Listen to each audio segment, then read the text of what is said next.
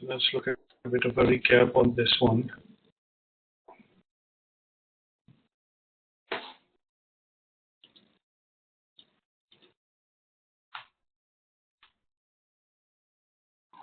So in this particular, the last learning outcome that we covered was basically learning outcome 3. And in that we had discussed, things which are related to, globalization. We had discussed Porter's 5 model framework. What are the various drivers of globalization? The advantages and disadvantages. And then we looked at how technology is driving, globalization. That means increase in the awareness and uptake of internet, telecom, and also in terms of other forms of technology like fiber optics and things like that, which are making communication and sending of data over the internet possible now, which is making it easier and possible. So when we look at these kind of things which are happening, it is allowing us to do some of these things quite efficiently. If you recall, maybe 10 years back, 12 years back, there used to be a lot of business travel. A lot of executives from companies had to go for meetings, conferences, things like that. But because of video conferencing now coming in, because of fiber optic and connectivity coming in, it is becoming easier for people to do video conferencing. And that is why some companies are looking at now saving on travel costs, because technology enables face-to-face and audio and visual interaction. So technology is playing a big part as far as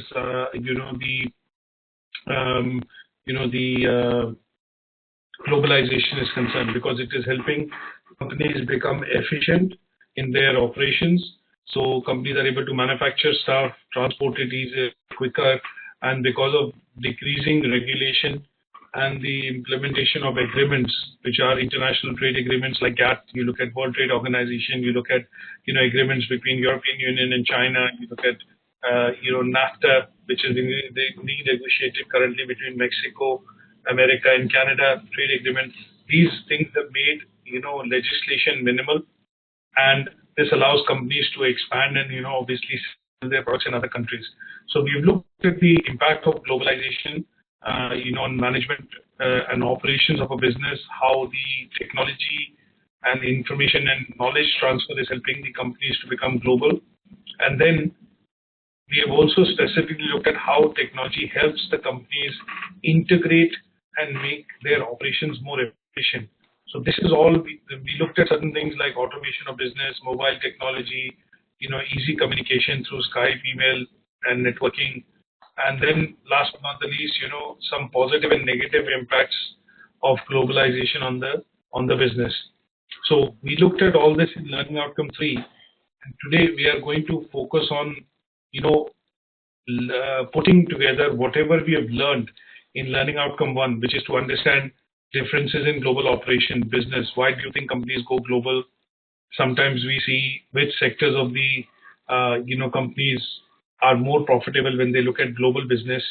We also looked at some of the other factors like different types of environments, external environment and internal environment, macro and micro factors which can affect the business. In the learning outcome 2, we looked at specific challenges which the businesses face when they operate globally. So we took an example of Tesco, we took an example of Marks and Spencer. When they sell products in China, when they sell products in growing markets like India, Indonesia, Japan, developed markets like US, they find different kind of challenges, because here the consumer is looking at, they have different preferences, they have more buying power, and they want much finer or, better products. So we looked at understanding how some of the external factors can affect, global business environment. External factors like exchange rates, changes in law and legislation. We looked at, even external factor like weather can affect the business. We looked at, in the last slide, last week we discussed in the session, the US, America and China trade war, which is currently brewing up, wherein it is creating a bit of deficit versus surplus. So surplus in the case of China, deficit in the case of US. and that is why President Donald Trump is, looking at, opening sanctions on Chinese products and increasing duties in order to cover that deficit. So some of these factors, when you look at trade wars happening, when you look at commercial agreements not working, we do see that, they affect the business operations of companies globally. Classical example is the case of Huawei, wherein the sale of Huawei phones has now become banned in the US. A lot of US companies which supply components to Huawei, because of the ongoing investigation of, Huawei in the US, it has affected the business of Huawei, globally, because it is not able to procure some of the raw material, chips, and some of the other integration of components which needs to happen because of the American suppliers supplying that to the company in China. That is affecting, the operations of the company. So in this learning outcome 4, our main aim is to now choose a country and a particular, company or a business organization in a country, and study the effect of how, some of the business activities can be impacted by changes in legislation, changes in economic environment, or changes in policy and legislation by the government, which can impact the business or the operations of that business in a particular country. Is that okay? Okay. So what we have learned in learning outcome 1. So learning outcome 1 was essentially to understand business operations of companies, but how do they operate globally? So here, example of Samsung, which started off in Korea, but today has operations, in, I would say, over 120 countries. How does it adapt to selling its product globally in all different countries? So, for example, one thing, as Samsung has to adapt is when you buy, say, a Samsung phone, Samsung Galaxy phone, right? Let's look at one example. Now, in Korea, the language, on the phone is by default Korean. But if the same phone is to be sold in US or in Europe, the phone has to have English language, correct?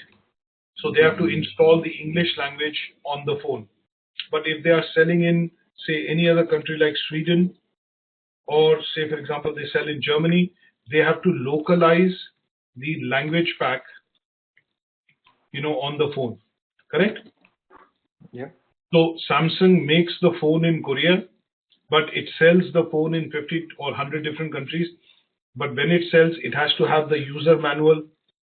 When you look at the user manual of the phone, the language on the phone, the keypad, or if certain, text which is written on the back of the phone, printed information, that has to be, it has to be done? It has to be localized. So one of the things of global operation is that companies can sell products, manufacture them in one country, sell it in other countries, but they have to localize the products to meet the requirement of the consumer. Is that okay? Okay. In learning outcome 2, we understood, what we understood?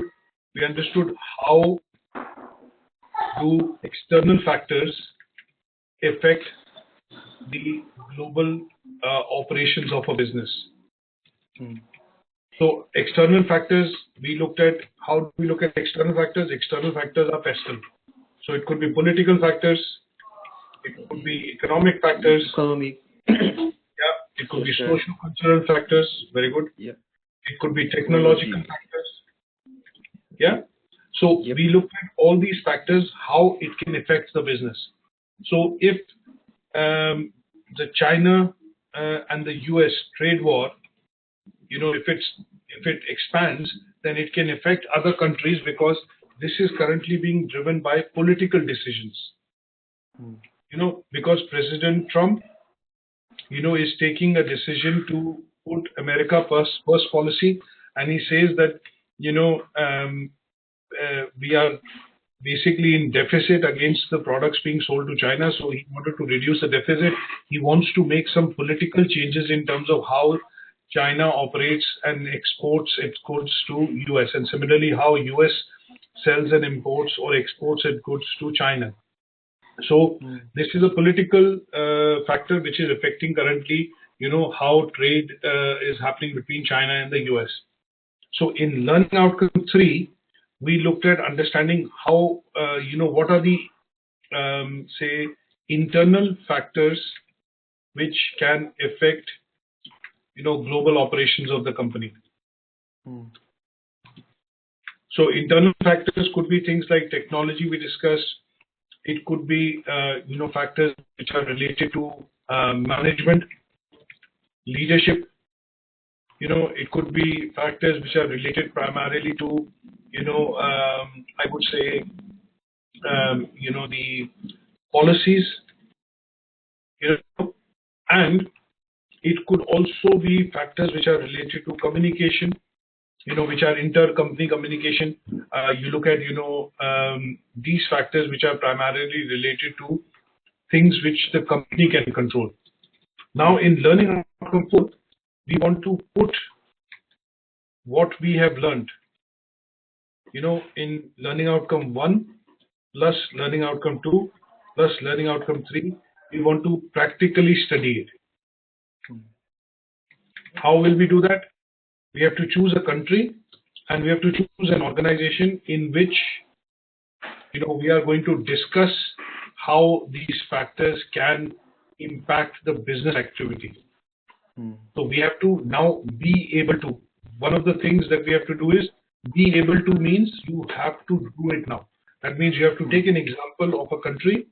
You have to review the current climate in terms of issues or factors which can impact the business activities. And this has to be done for a particular country. We cannot generalize the situation. So here, what we're going to do is we are going to study UK as a specific country, and I'm going to choose an organization which we are going to look at to understand how these factors impact global operations of that company. Is that okay? Okay. Okay. Now, before I go into this in detail, let's look at understanding what do you mean by business environment. What is business environment according to you?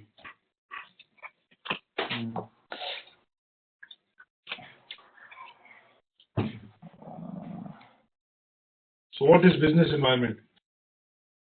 Business environment. Business environment is sum total of external and internal factors that influence a business. Okay?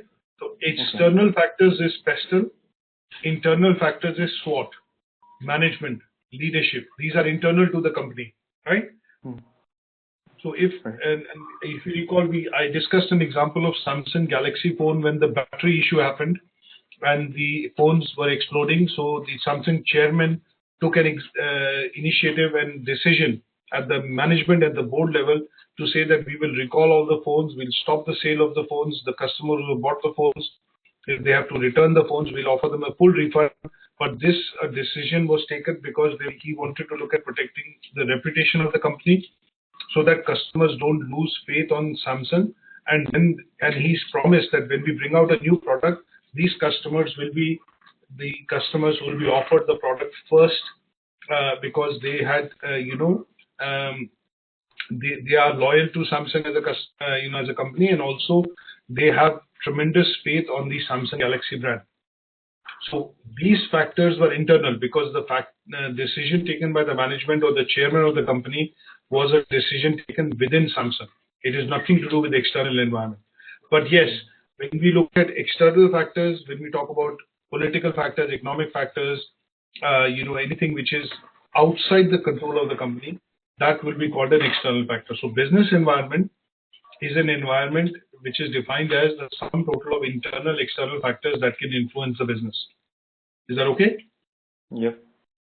Now, before we review the UK market, I've got a small video. Let's watch this video, which basically explains how the UK economy works and why is it important and what kind of regulation from a government perspective needs to be looked at when you look at some of the countries which want to work with the UK. Look at UK as a market. So because we want to understand the working environment within the United Kingdom, to understand business operations of a company, let's watch this video, which is a short video which summarizes the UK global working, UK business environment. Okay? Okay. Let's look at this video.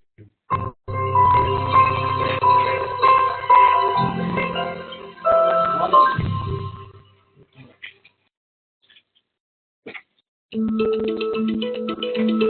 you see the video? Yep. And you can hear the video voice as well? Long one of America's closest allies, the United Kingdom is the world's 5th largest economy.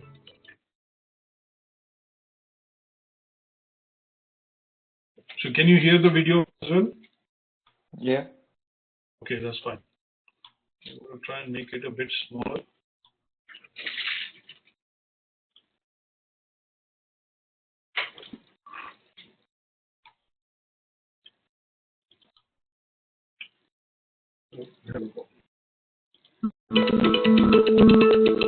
Long one of America's closest allies, the United Kingdom is the world's 5th largest economy, the largest market for U.S. goods in Europe, and the largest market for U.S. service providers in the world.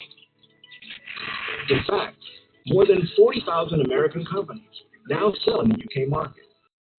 Exporters benefit from a common language, low trade barriers, and a business-friendly environment. So we discussed the term business environment, right? So business environment means the sum total of internal and external factors which affect the operations of a company. Okay? UK market. Okay. Exporters benefit from a common language, low trade barriers, and a business-friendly environment. Many companies also find that they have better access to customers in continental Europe, the Middle East, and Africa. In 2016, UK voters decided to leave the European Union during the Brexit referendum. It is unclear whether the UK will retain duty-free access to the EU market. However, close economic and commercial ties are expected to remain between the UK and the EU. Major sectors for U.S. exports to the UK include aerospace, agricultural products, biomass, cybersecurity, and medical equipment. Promising services sectors include financial, travel, and business services. You can meet potential British partners at select trade shows and through introductions organized by the U.S. Commercial Service, which is located at the U.S. Embassy in London. The U.S. Commercial Service can also help you navigate the impact of Brexit. So why should a U.S. company export to the U.K.?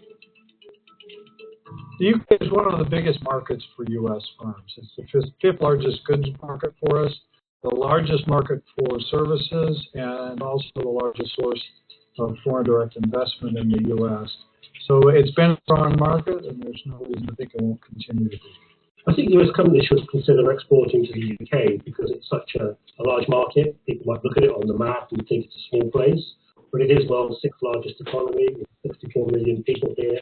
It's a very developed economy, so it's not necessarily for everyone. So if you've got a good product and good value proposition, then you're going to find a market here. It's a trade relationship that has developed over many years, and we have U.S. firms involved in virtually every sector you could think of.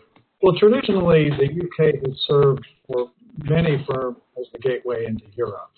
Beyond that, many of the firms we deal with who are based in the UK also use London or other UK cities to serve the Middle East and Africa. So it remains really a global center for trade and commerce. The best sectors in the UK for US companies are things like sort of medical products, healthcare products, aerospace, automotive. I think a lot of tech products the US clearly needs, a lot of tech sectors. The key for US firms is this is a market that's receptive to new ideas. It's a cutting edge market in terms of consumer goods. It's a very sophisticated market for all kinds of technologies, very strong in new energy technologies, very active in developing new transport infrastructure. So if it's something new, it's probably got a good chance here. US companies looking at the UK market bring a few things to familiarise themselves with how things are slightly different. Superficially, the UK may look similar to the United States. We broadly speak the same language. The business culture is very similar. The legal system is very similar as well. But there are subtle differences. If you're marketing a product, you need to make sure it's been localised. You need to understand the regulations that exist here. Some cultural differences in terms of how people sort of buy and use products. UK business people appreciate American culture and the fact that we do things a little bit differently, but it is helpful to understand that things here maybe are a little more understated, and sometimes it can take a little bit longer to develop a relationship. I think it comes back to it is a large market. It is very receptive to US products, whether it's healthcare products or consumer goods. The UK is it's the largest market for travel and tourism, overseas travel and tourism to the United States. So it's really across the whole gamut of things. Whether you've got a good, service, or technology, the chances are you will find a market here. Want to learn more about exporting? So as you can see in this particular video, what does it helps us understand? In this particular video, it helps you understand that how big the UK economy is. So UK is the 6th largest or the 6th biggest economy in the world. It gives you some idea in terms of language, because English is a global language in terms of commercial language. So you get to see that it is easy to transact and for companies in the US to do business and set up a headquarter here, because then they can also go to other countries like in the Middle East, Africa, Far East, and it makes the ease the operations and dealing with operations easier. The other things that you looked at was that because there are low trade barriers or very few barriers in terms of doing trade, that allows companies to essentially easily market and sell their goods and products and services in the UK. So what I've done, if you see the video that we've looked at, this gives you an idea in terms of why businesses want to operate in certain countries.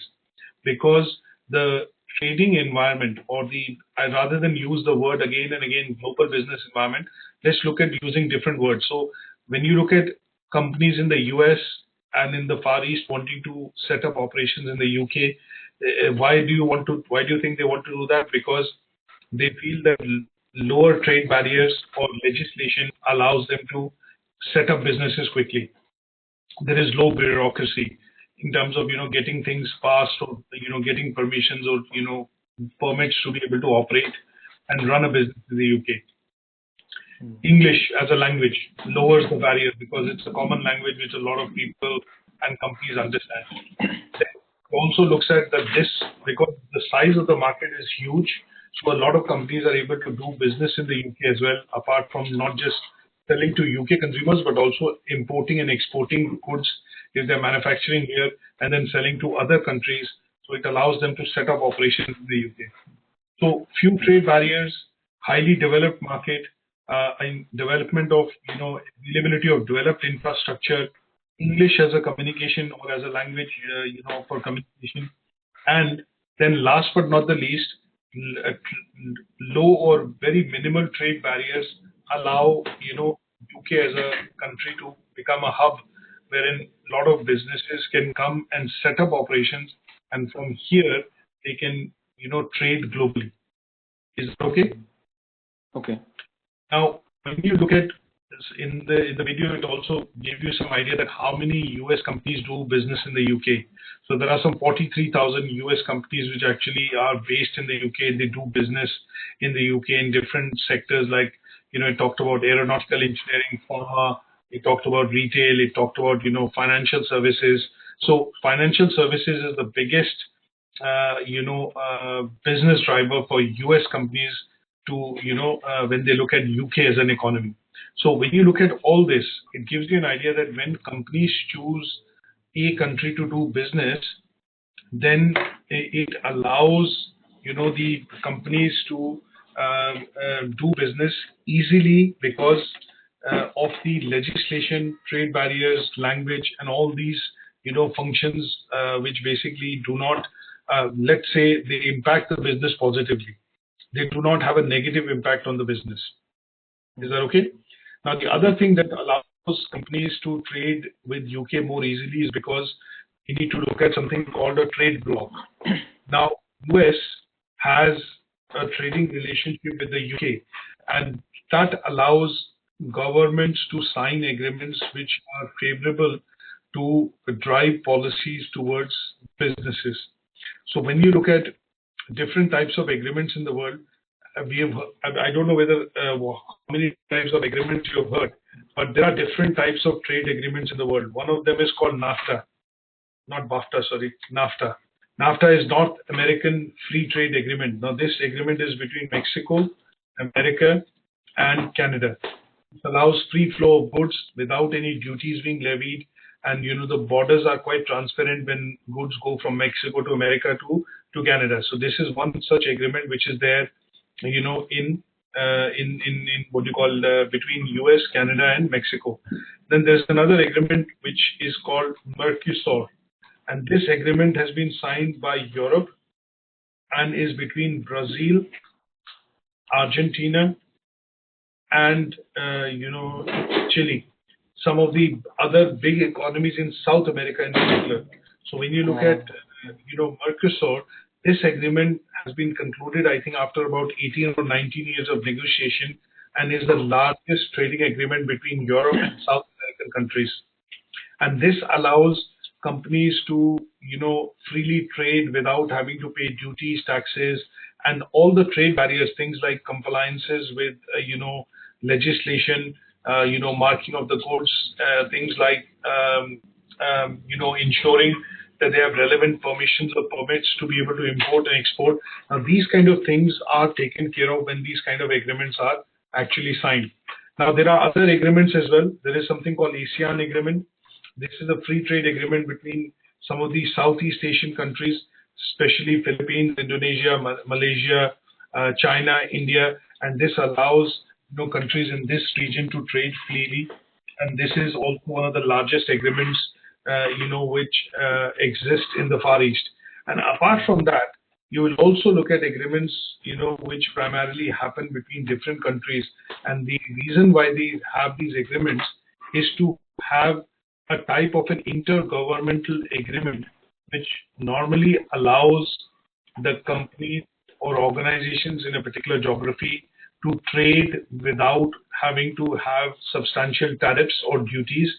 And because these are reduced, it allows these companies to, freely trade within these countries in terms of, selling their products and services.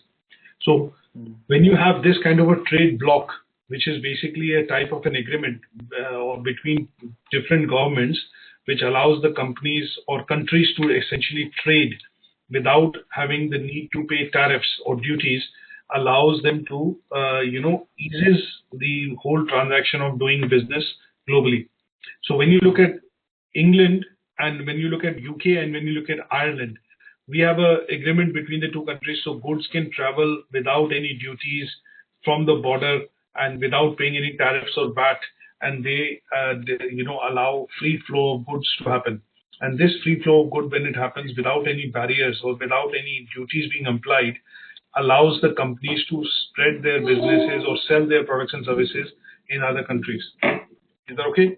So there are different types of trade blocks which exist, and some of the examples of trade blocks that I've given you is when you look at trade blocks, intergovernmental agreements, they happen on a preferential trade area.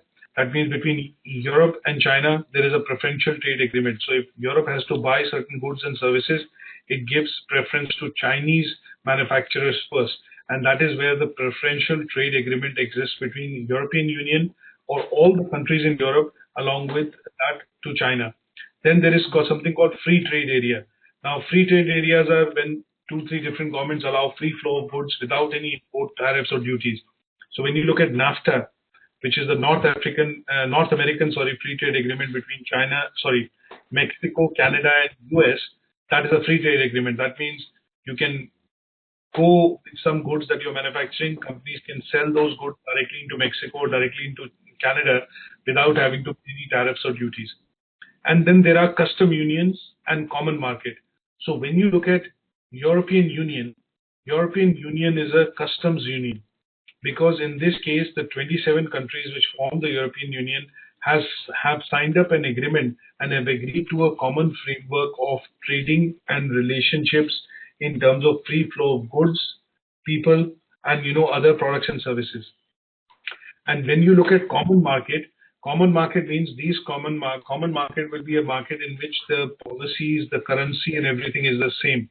So when you look at European Union, it also has fiscal union, but it also has union on intergovernmental agreements. That means it is a customs union, but also is a common market because the currency across all the 27 countries except Britain is euro. Is that okay? So in this case, what they try and do is they create an agreement wherein most of the policies, the money, the currency is also the same, and that is why it is called a common market. Is that okay? So I have explained this in 1 or 2 slides, which you can read, after the session, and that will give you a more understanding on what is preferential trade area, what is a free trade area, and what is a customs union. Okay, and then what is a common market? So common market also you need to understand, because when we look at global operations for a particular country, or in that we look at particular company, we need to understand these terms, because they will, when you have a good understanding of these terms, you will know how these main blocks are used by companies to expand their operations into different countries. Okay, so a common market or a single market is a significant step to full economic integration, and that happens because of the fiscal integration. That means the currency across a number of countries which they use is the same. So if you look at European Union as an area, it is called the European Economic Area, EEA. And the reason why it is called is because the currency across all the 27 countries is euro. Now, when we look at, so what I've done is you can also look at some of the other types of trade agreements which exist. One is called WTO, and this is World Trade Organization, right? This is also an agreement which has been formed after a lot of negotiation, and there are 190 member countries which actually trade goods, products, and services across different countries using the WTO agreement. So this is also one type of agreement that you need to understand. Now, why we are looking at this is because we want to broadly understand what constitutes the business environment first. Is that okay? And then when you understand what constitutes the business environment, then at some stage what we want to be able to do is discuss strategies which the companies can adopt using these trade agreements to do business in different countries. Do you follow this? So when the trade agreements actually exist, then using these trade agreements, what companies can do is they can use these trade agreements to trade and sell their products and goods in different countries. So how does Samsung decide, for example, or say Tesco decide, for example, that they need to do or expand in this particular country? So what Tesco looks at is that Tesco based in the UK, if they want to expand into countries like Germany, France, Spain, Italy, they look at that if they open up operations in these countries, then what are the advantages they are going to get? One, they are going to be operating in something called a European Economic Area. That means in all these other countries, the currency in which they will need to buy and sell goods and products and services, or when they buy from suppliers and their partners, to be able to sell those goods and services in their stores, their purchasing will happen in one single currency, which is euro. Second, there are no duties which are applicable across these countries. So if they sell goods in Germany and they have to produce those and then sell it in Spain or in Italy, there is no tax or duty they need to pay on those goods, because all these countries are within the economic trade area or the economic, European Economic Activity Area. So they have the same currency, they have the same rate of VAT or value-added tax. So that means they do not need to also pay tax, which is different in different countries. Okay, and that makes the selling of their goods and services in these countries easier. So the global operations, when they look at global operation, because why do I say the word global operation? Because Tesco is a UK company. It is headquartered in the UK. But over the years, it is expanded to 14 different countries. So when it has operations in Turkey, Germany, France, Italy, Spain, other countries like Ireland, it has operations in 14 different countries, including India and Japan, wherein it is now not just a UK operation, but an operation which is present in, as a company, they are present in 14 different countries.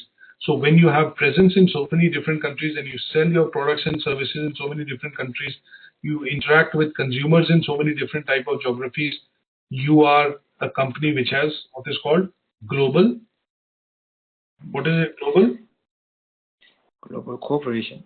Global, yeah, it is a global corporation, but it has, this global corporation has operations in 14 different countries, and that is why we say that it operates globally, right? Globally, yeah.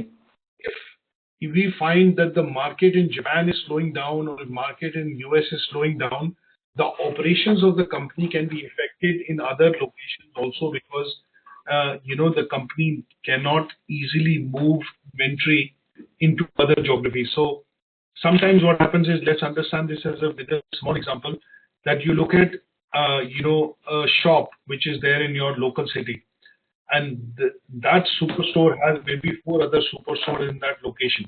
So in one small area in the city center, then outskirts of city center, but you have 4 stores in that small area in that city.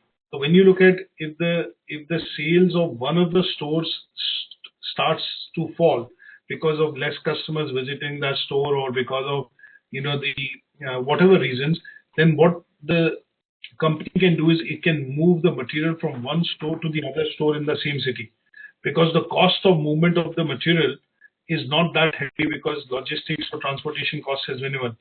But assuming if it has to move that stock from one city to another city, then the cost in those cases will become substantial.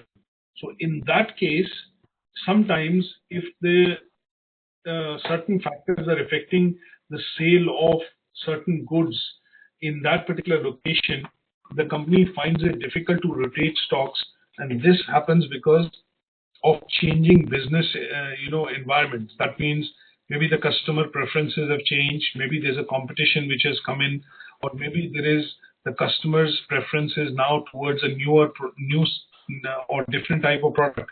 So if the company has inventory, it is difficult for it to move it in different locations, because there's a cost of transportation involved. Sometimes the product can also perish. That means it has an expiry date or a duty, which basically allows it to not move. So example, if you look at milk, which is now maybe milk which is sold in different sold in different stores, but if in one store it is not selling that much and the company decides to move it, then the problem will be that in that case, if it has to move it, the milk is a perishable commodity. That would mean that if it has to move, then that means if it has an expiry date, that means the milk can get sour, and that would mean that they can't move that product easily. So in those cases, you will see that sometimes companies have to say send the product to landfill, because they do not see the product getting sold. So the operations of the company can get affected because of changes in consumer requirements, maybe competition coming in, and last but not the least, in some cases, changes to consumer preferences as well. Is that okay? Okay. So what we want to do now is understand external and internal environment for the business. So when we look at external and internal environment for the business, what we are looking at is that we have to study some of the external factors, which is through Pearson, and internal factors through SWOT, which are factors which can actually affect the business in general. So when you look at general environment, it has demographic, economic, political, legal, socio-cultural, and this is basically looking at Pearson. But when we look at the economic segment in particular, when we look at economic factors, the economic factors could be factors like employment, unemployment. It could be factors which are inflation, income which the people are having, interest rate, exchange rates, and these are factors which can be economic factors. Is that okay? Okay. Now, Let's look at an example. So these are some of the slides which explain those factors, the external and internal. And in the internal factor, you need to remember that we need to look at SWOT analysis. That means things which are internal to the organization, things like resources, management, leadership, competencies, those have to be evaluated. So that I put together in a few slides. Now, what we are going to do in short is look at picking up a company. We need to pick up one company to analyze how the these internal and external factors affect the operations of a business. Is that okay?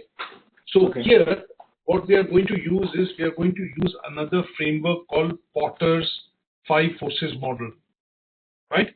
Now, when we use Potter's 5 Forces model, we want to use this model because, it was developed by Michael Potter, who is a Harvard professor, and he's also coined as the godfather of strategic management.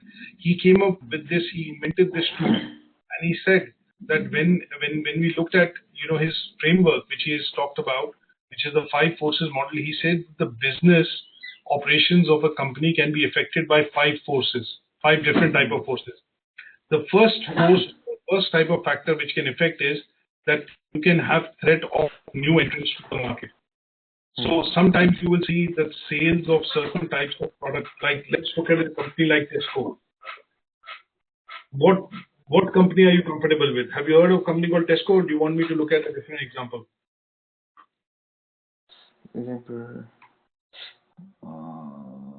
Let's look at, say, Samsung. Let's stick to Samsung, okay?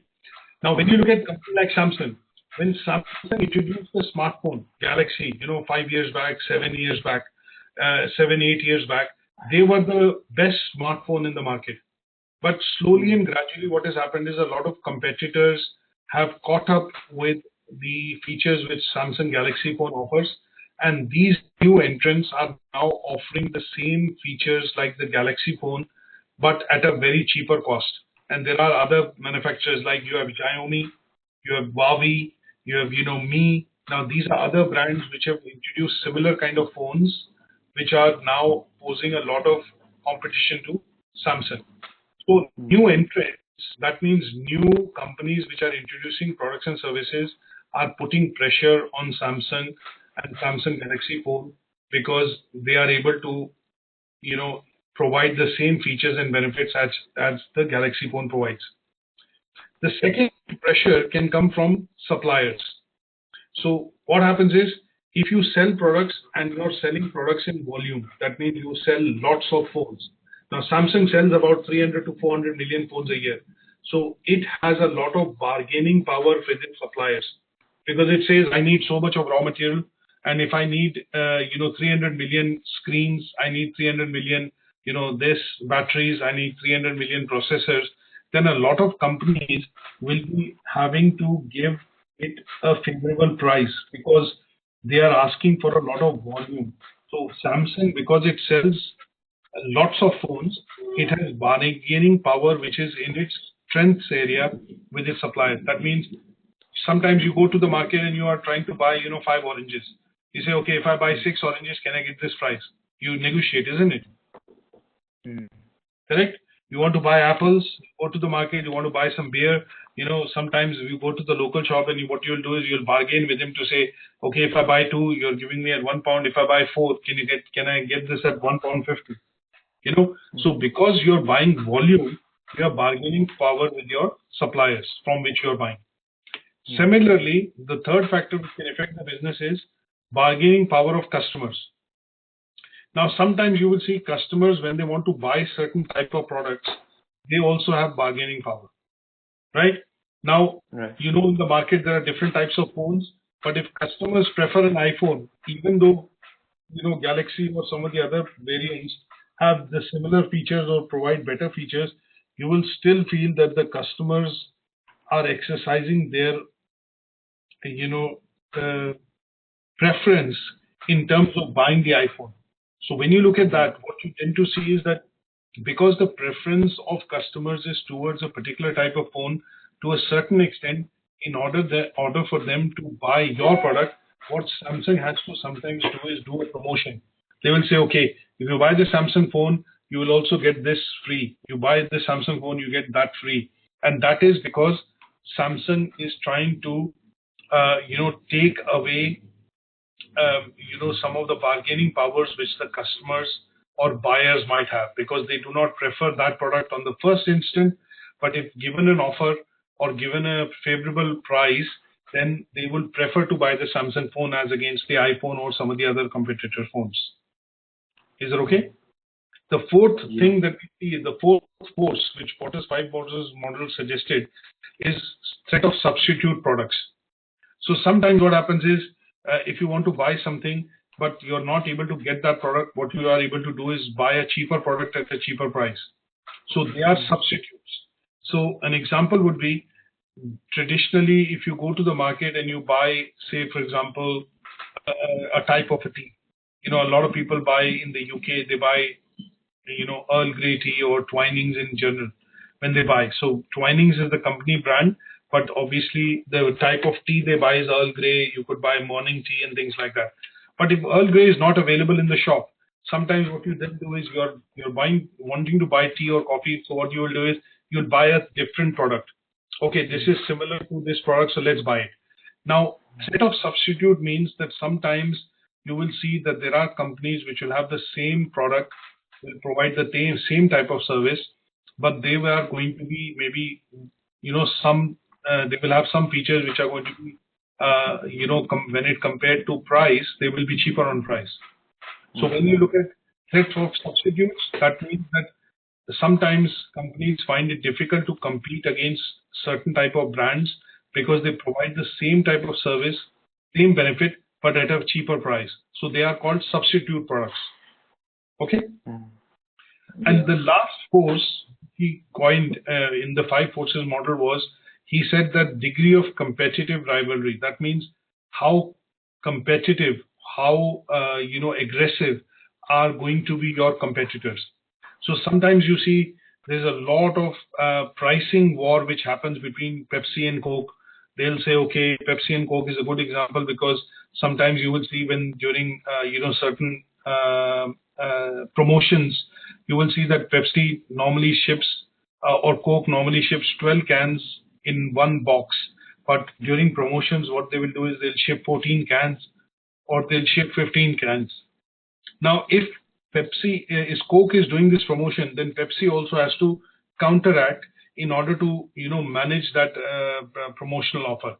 So here, they will also come out with an offer and they will also either match the offer saying, okay, we will also, for summers specifically, when people buy a lot of fizzy drinks, in order to increase sales, in order to match what competition is doing, they might launch a competition to say that, we will have a lucky draw, and if you open the can or the bottle, the can, if it has certain prize or, certain contest if they run, the idea is they want to increase sales. They want to have a counter offer to what the competition is providing. So they might run a sale or some sort of a promotion. And that is what is called competitive rivalry. That means they are also compelled to participate and provide an offer or some sort of an incentive to buyers because their competitors are offering the same product and service, but something extra to consumers in order to boost the sale of the product. Okay?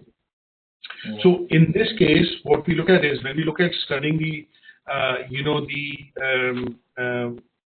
we use Porter's 5 forces model as a bit of a strategic tool to analyze which factor is affecting the business, generally.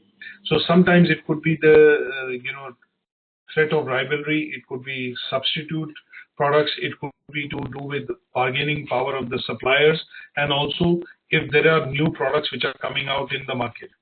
So to study this particular framework, what I'm going to do is obviously, give you this handout, and this handout on Porter's 5 forces model will allow you to understand, how a company needs to react sometimes when they look at, the application of, these application and study for these 5 forces which can actually affect the business. Is that okay? Okay. Okay, Gustav. Now, what you need to do is, in your case, then I've explained with a few slides, bargaining power of suppliers. So I put this on in terms of, one slide, then bargaining power of buyers, which I put in on another slide, threats of new entrants, and then, competitors' rivalry is what I've explained. Now, my suggestion to you would be, in order to cover this particular learning outcome, you have to choose one, company, and with that one country, which could be a name country, you have to specify the country, and within that country, you have to choose one company, and then explain and apply Fester's SWOT and Porter's 5 forces model on, understanding what kind of effect it has on its global operations. Is that okay? Yeah. Yeah. So this particular presentation is available on Moodle. If you see here, LO4, and what I'm going to do is upload the Porter's 5 forces model handout right now, so that you are able to, study that model and then apply it to a company of your choice. Is that okay? Yeah. Okay. Any questions on this so far? No. Okay, that's great. So my session to you will be after this, because this is the last learning outcome that we've done for this unit. Let's look at very briefly some discussion on the assignment brief. What is the assignment brief asking you to look at? Assignment brief for this particular unit, has given you a bit of a scenario that you are going to be, going to, a global trade conference, and in that trade conference, as an internship, as a trainee, you are going to be assisting your manager in organizing and preparing for that event. So what is the scenario? The scenario is that you work as a trainee in an organization, and your manager is going to be attending a 2-day global trade conference. And with that in mind, you have to then do some of the tasks or activities which are given. So the first task is asking you to prepare presentation speaker notes for the delegates of that conference. And in that, what you have to cover is an analysis of differences between global business organizations working in different sectors. So you have to choose a public sector, private sector, and a charity, and explain the operations of that organization, in a global context. Okay? Okay. And then you have to do an assessment of responsibilities of the business organization, and then also look at some of the strategies they employ when they operate globally. So here, if I have to look at 3 different organizations which, look at, say, if I look at public limited, public PLC, public limited company, so I could choose maybe, say, a company like Samsung. You could choose, I would choose maybe Tesco in the UK, but it's up to you. For a private limited company, you could choose, so when I say PLC, so here we are talking about public limited company, and public limited company would be something which is a public limited organization. When the operations of the organization is owned by the public sector, right? So here, when I say private, private would be Samsung or Tesco. Public could be in the UK like NHS. It could be Network Rail, which is a public limited company. And when I look at charity, which has global operation, charity, I could choose Oxfam, which has global operation. In the UK, it's a charity based in the UK, but they operate in maybe 100+ countries. And you have to explain the operations of these companies in, from a global operation point of view. Okay?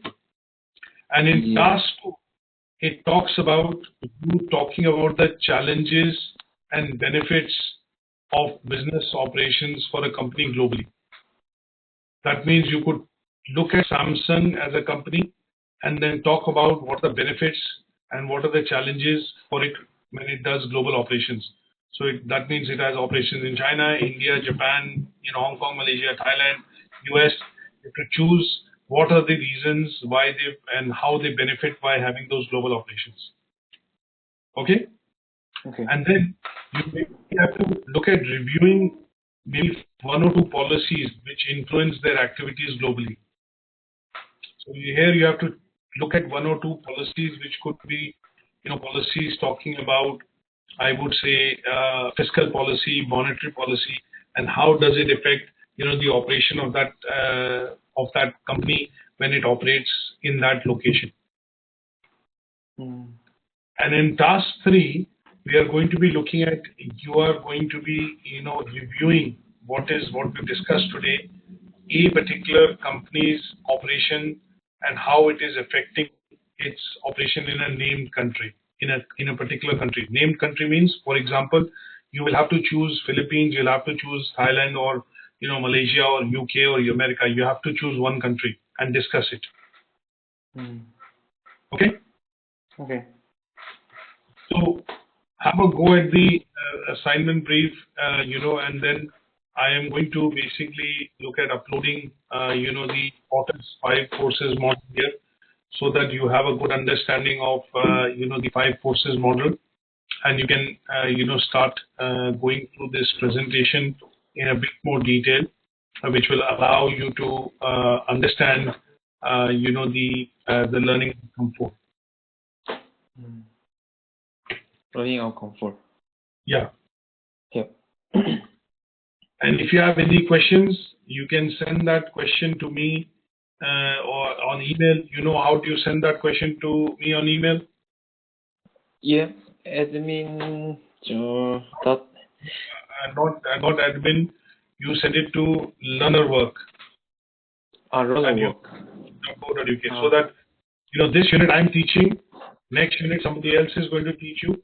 So the idea will be that when you look at reading this unit, you'll be able to, have somebody come back to you and reply to your questions and queries, quite quickly, rather than, having to wait. So send your questions to learnerwork@ukversity.co.uk.